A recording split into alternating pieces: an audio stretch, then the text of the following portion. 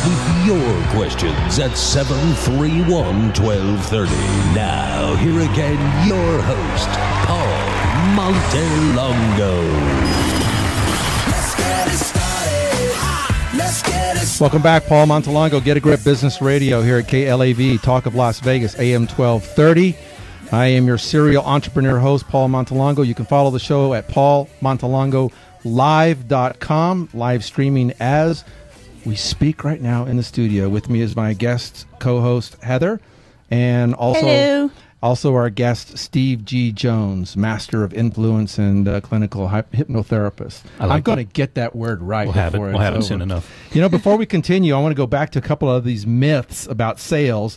We'll get your feedback on that. One of the myths about sales is that it's a numbers game. Now, the reality of it is, yeah, it takes numbers. It is a numbers game in terms of you have to meet numbers, set sales projections, call a certain number of people, reach out to a certain number of people. 400 no's to get a yes. If that's the number. Write that down.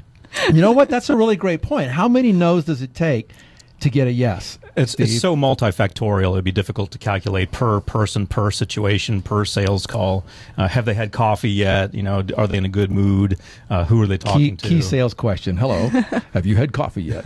No? Click. You're going to cause my no ratio. Right. But it is a numbers game in terms of, you know, we have to make a certain number of calls. But it's not a numbers game in the sense that you have to have a lot of contacts to make sales.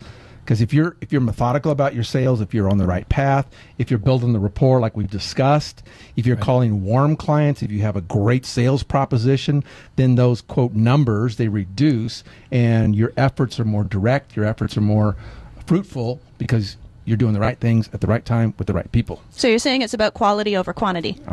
That's what I'm saying. Nice. That's right. Quality over quantity. All right. The other myth is that we come across is that sales has its inevitable or unavoidable ups and downs. And sales is subject to the economy, and sales is subject to the time of year, and sales is subject to location, or whether someone had coffee or not. All right. So, I do better with coffee, just personally. Don't we all? Yeah. But sales can be up and down, but you don't have to be subject to the up and downs. Right. Again, if you're doing all the things that you're supposed to be doing, making your regular phone calls, building the relationships, establishing the rapport, giving people something of value. So where I'm going with this is with the science of influence, like we've been discussing, this is all a mindset. Sales is a really big mindset. If I go into a sales environment saying, I hope they have their coffee, or you don't want them to have had coffee. Right.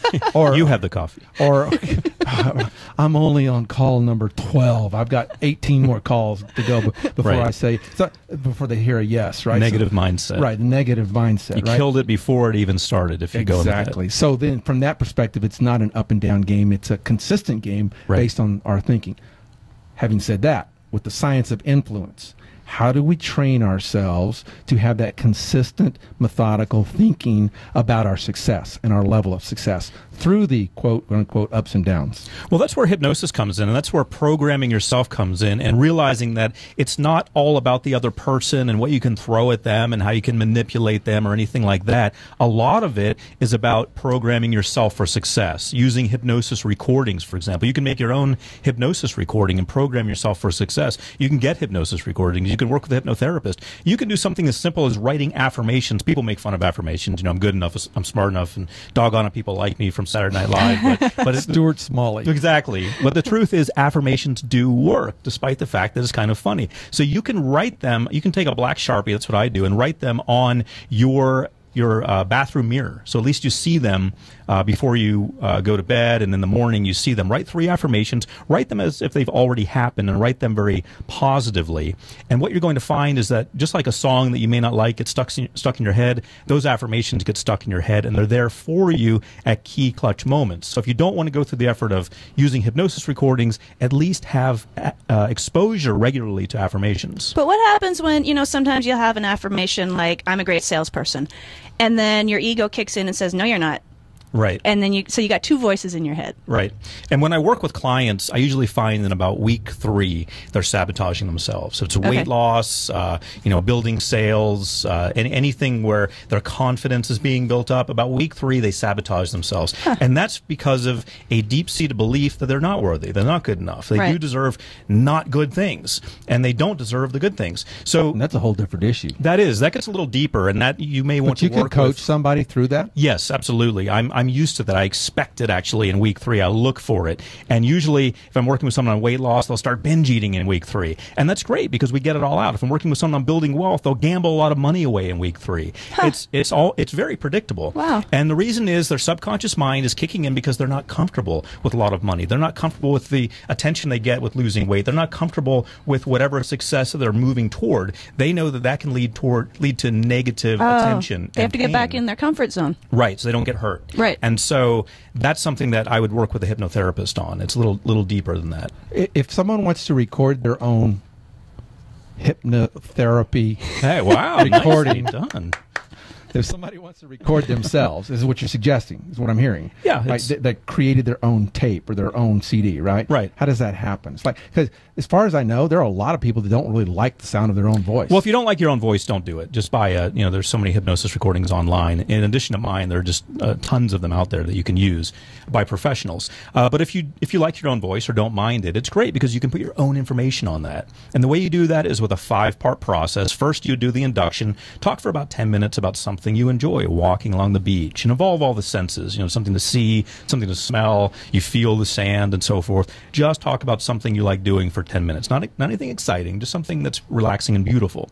Then the deepening, where you count backwards from 10 to 1, and maybe the sun setting as you're counting backwards. And then I'm hypnotizing you right now, by the way. You notice my voice is changing, Paul. And then you write me I a feel check. my pulse and my neck going crazy too. Very nicely done. Okay, so then then the script comes. That's where you're programming yourself for change. You've got all the items, all the action items that you want to change about yourself, and you're putting them in there, and you're adding them at the script part. Then comes amnesia, and you may think, why would we want to forget the good things we've done? The reason that you add a part about you forgetting the hypnosis session is that so hopefully you don't overanalyze it in the daytime like we're talking about and sabotage it. Then comes trance termination, where you either tell yourself to wake up. It's not as scary as it sounds. You either tell yourself to wake up, 1, 2, 3, wake up, or you tell yourself to go to sleep and wake up in the morning, depending on whether you're making a daytime recording or a nighttime use recording that's going to put you to sleep and allow you to rest. Okay, that is fantastic. I'm going to ask you something here off the cuff here, and those 5 steps, I'd like to have those captured somewhere for our listeners. Absolutely. So after the show, will you make sure that that's available on paulmontalongo.com? I mean, give it to me or our social media team. I will, absolutely. And so that all of our listeners can access that, because what you just said there, I think is like that's crucial. Like that's very, very valuable, the way that we program ourselves for success, because we are programmed. Yeah. Is this correct? We are programmed one way or the other. Whether we like it or not. We're programmed with what to wear, what to drive, how much we're worth, who we're supposed to be with, all that stuff. Okay, right. And you can change it. So if we're gonna be programmed, may as well program something ourselves for cool, success. something fun, Cool. something you like. Yeah. Okay, cool. I like that a lot.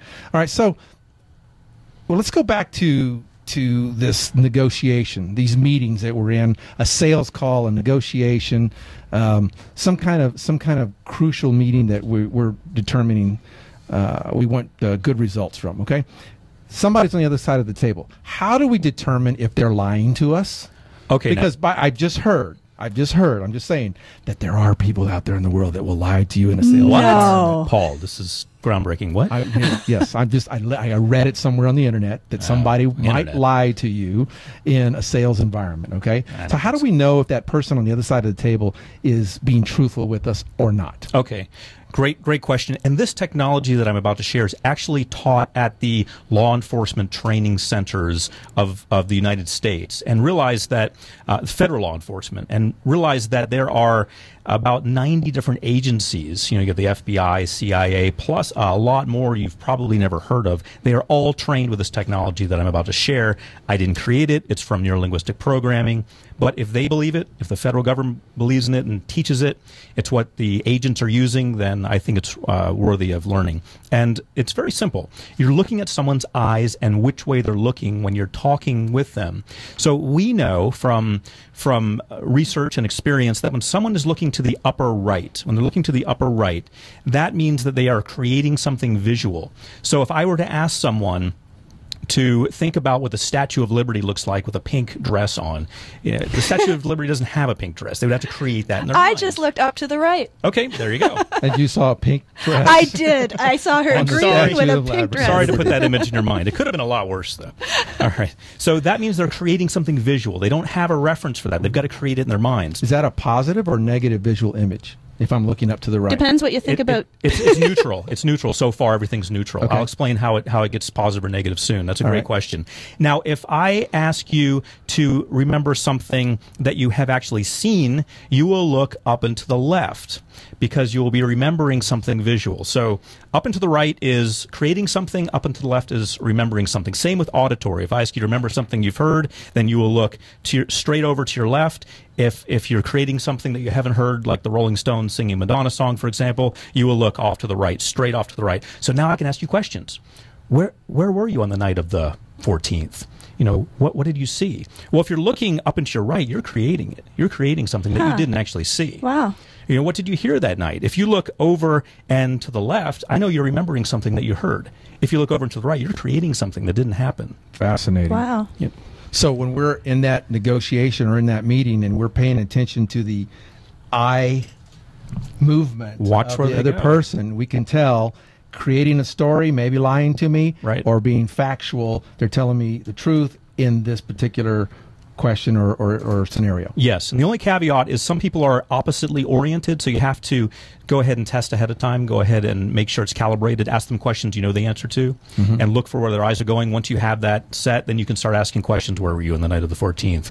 Or what are the contents of this contract? And law enforcement uses this all the time. Yes, absolutely. So if you're ever in a situation where federal law enforcement asks you a question, just look straight ahead. Have a poker face, poker eyes. Or wear shades. Yeah, exactly. Okay. They won't let you All wear right. shades. He's Steve G. Jones. She's Heather Vale Goss. I'm Paul Montalongo. This is the Paul Montalongo Get a Grip Business Radio Show. When we come back, we're going to talk about whether or not this science of influence and this hypnotherapy sticks. We're also going to talk about a little bit more about business, and also we'll have our segment on I'm Sexy and I Know It. Woohoo! Intriguing.